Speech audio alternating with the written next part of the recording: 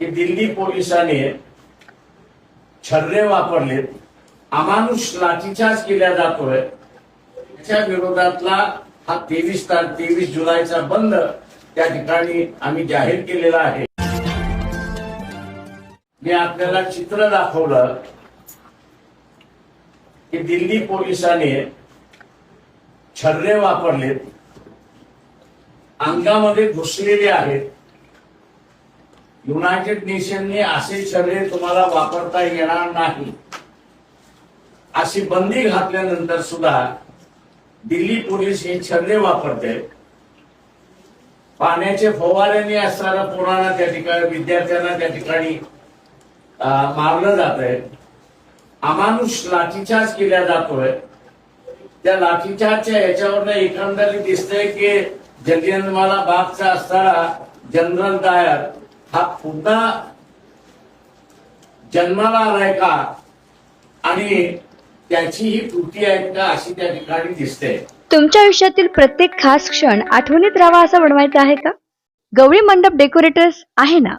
या पार्श्वभूमीवरती आम्ही असणाऱ्या काही संघटनांशी बोललो आणि काही संघटनांशी बोलून यापुढे असा लाठीचार्ज होणार नाही आणि विद्यार्थ्यांवरती लाठीचार्ज केला जाणार नाही। झालेला लाठीचार्ज आहे त्याच्या असणारा विरोधात आहोत।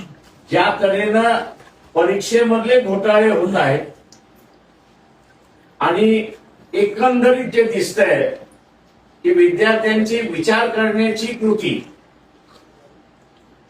आणि निर्णयाला येण्याची कृती ही शिक्षणाच्या माध्यमातून, परीक्षेच्या माध्यमातून होते, तिलाच कुठेतरी कृतीत घालण्याचं असताना कामकाज त्या ठिकाणी चाललंय।